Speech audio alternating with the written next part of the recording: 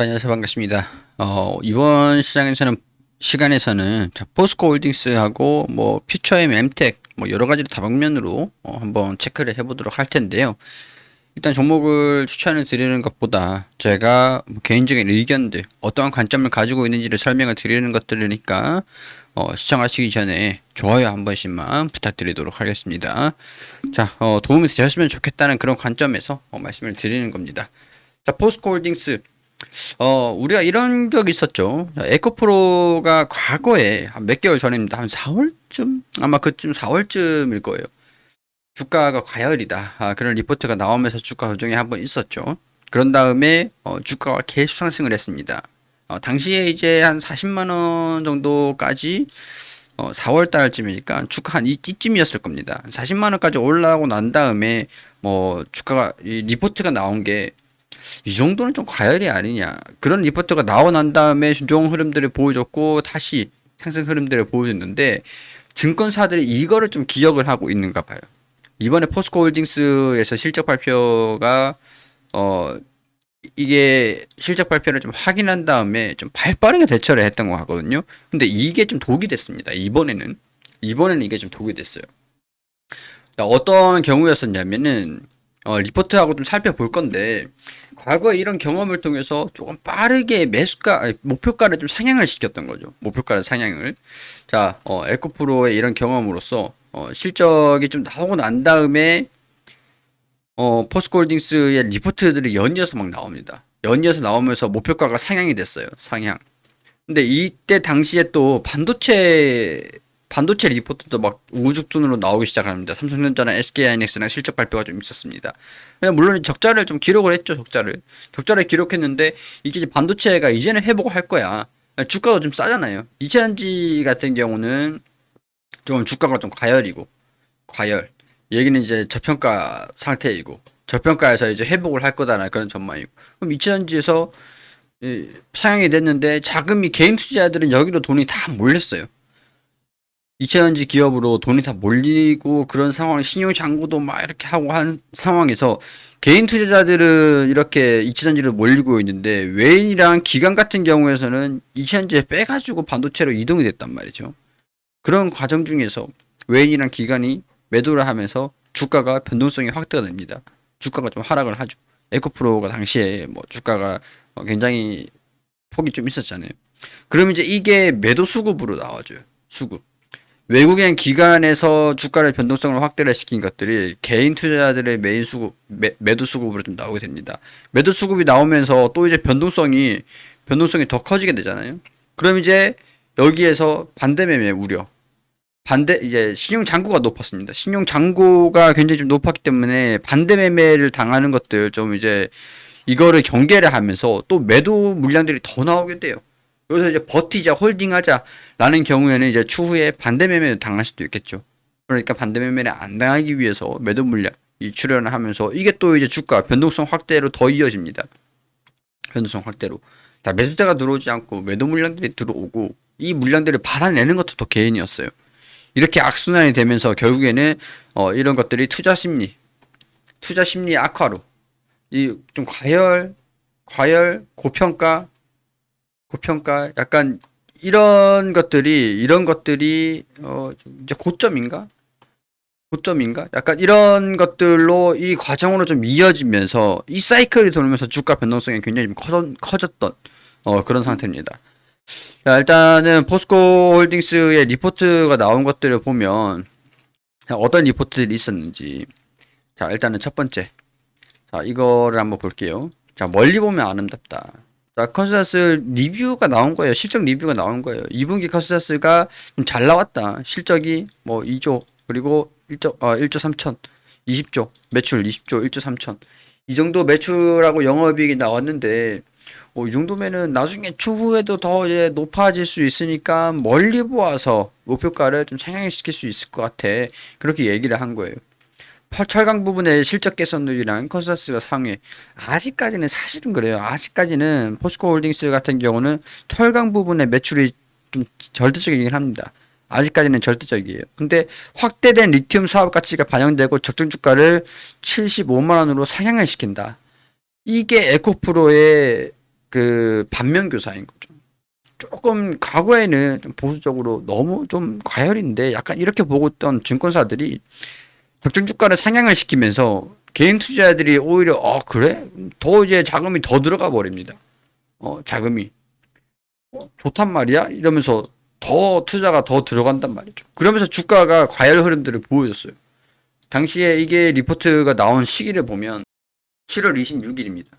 7월 26일 목표가를 65만 원 8천 65만 원이었는데 75만 원이었단 말이야. 그냥 목표가를 그냥 홀딩을 좀 시켰으면 이 정도 과열 양상을 띄진 않았을 건데 75만 원을 상향시키면서 개인 투자자들도 26일, 25일, 26일 이때 매수세가 엄청나게 들어갔었죠. 자, 그리고 이제 여기 하이투자증권 같은 경우도 종가가 여기도 74만 원을 상향을 시켰죠. 뭐 비슷한 내용이긴 해요. 74만 원, 64만 원 목표가던 게 74만 원으로 상향을 좀 시켰어요. 자, 그리고 이것도 64만 원이던 게 73만 원으로 상향을 시켰습니다. 다 이제 철강 얘기고 위치한지 얘기예요. 위치한지 얘기.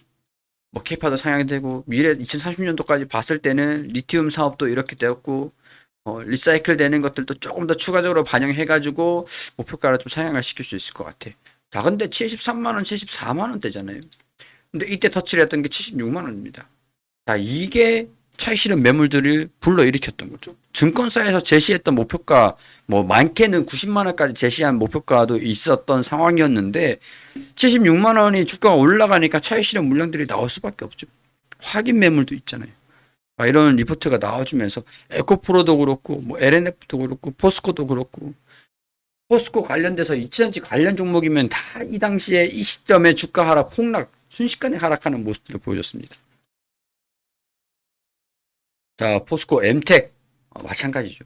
포스코 엠텍도 마찬가지고 포스코 퓨처엠 퓨처엠도 마찬가지고. 자, 이렇게 하락하는 모습들을 보여주면서 에코프로 뭐 LNF 다 마찬가지입니다. 2차전지가 과열이 아니었다면 추가적인 상승 흐름들이 나와줄 수 있었을 거예요. 근데 이제 증권사에서도 잡았던 그런 목표가들 그런 것들 대비해서도 좀 많이 높았었던 그런 상태였기 때문에 목표가를 거의 터치를 했었던 상태잖아요. 포스코 같은 경우도. 결국에는 이수전지 전반적인 섹터 내에서의 차익 실현 물량으로 추려가 됐다. 이렇게 설명을 드릴 수 있을 것 같습니다. 자, 이 기사를 한번 좀 살펴볼게요. 포스코는 에코프로는 좀 다르다. 와중에 또 차이점이 있겠죠. 당연히 사업부가 좀 틀리니까 차이점이 있을 수밖에 없겠죠. 자, 에코프로를 황제주로 이끌었던 개미들의 이시안지 투자붐이 포스코 그룹주에 전이된 모습이다. 집중 투자 덕분에 주가가 적게는 2.3배, 크게는 5.4배까지 급등을 했다. 자, 이 과거에 에코프로 그룹주에 대한 주가 흐름 예측에 실패했다는 뼈저린 경험을 쌓은 증권가가 2분기 호실적 그리고 최근 주가 급등세를 계기로 파격적인 수준으로 목표 주가를 상향을 했다. 근데 그 파격적인 수준으로 상향을 했는데도 터치를 해버렸죠.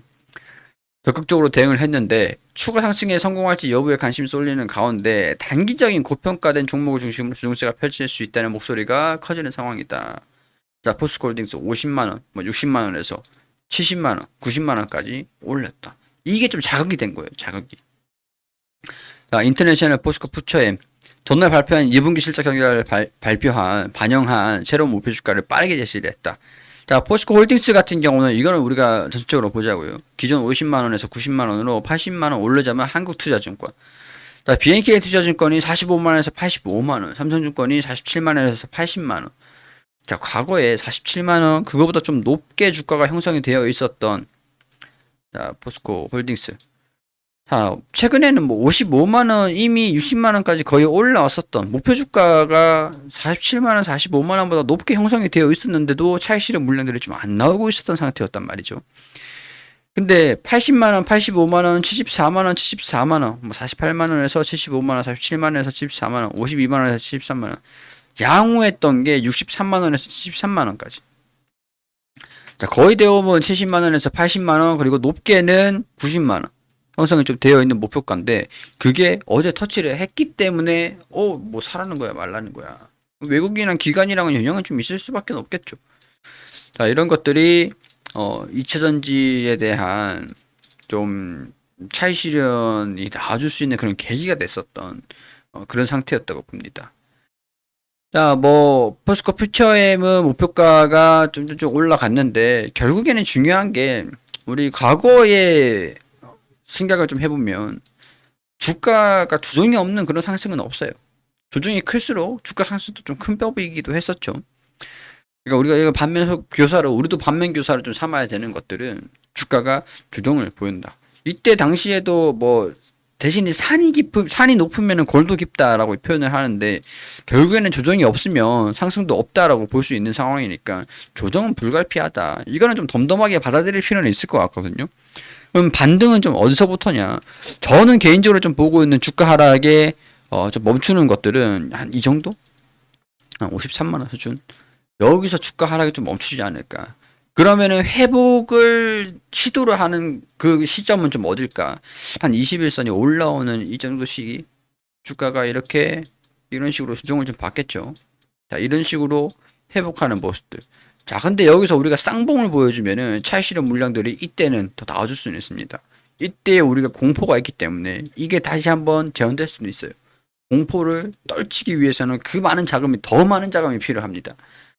그렇기 때문에 제가 제시를 해드릴 수 있는 반등 포인트는 한 55만 원. 단기적인 지금 주가가 바닥을 확인한 것들은 아니기 때문에 이렇게 좀 높은 수준에서 산이 깊으면 골이 깊다라고 말씀을 좀 드렸지만 이 정도 수준에서 제가 반등을 좀 점쳐보는 그런 이유들도 실적이 그나마 좀 잘 나왔기 때문이고 향후에 성장하는 모습들을 보일 수 있다라고 생각이 좀 들기 때문이에요. 어느 정도 나쁜 기업은 아니니까. 조정은 뭐 필수적으로 불가피하지만 상승을 위한 조정이라고 생각을 하셔도 될 것 같고 다시 매도하는 그런 기회는 온다. 그렇게 보셔도 뭐 무난하지 않을까 그런 생각들이 듭니다. 이번 조정은 목표가를 도달을 해버렸죠. 도달을 했는데 증권사들이 좀 가만히 있었으면 그냥 리뷰 정도는 해줬으면 근데 목표가를 상향을 좀 하지 말고 좋은 기업이다. 좀 이제 보수적으로 뭐 그런 식으로 좀 진행이 됐으면 상승세를 조금 더 이어갈 수 있지 않았을까라는 생각이 좀 들기도 하는데 에코프로의 그런 반면교사가 오히려 차익 실현 욕구를 좀 불러일으키는 아이러니하게도 그런 상태로 좀 이어졌다.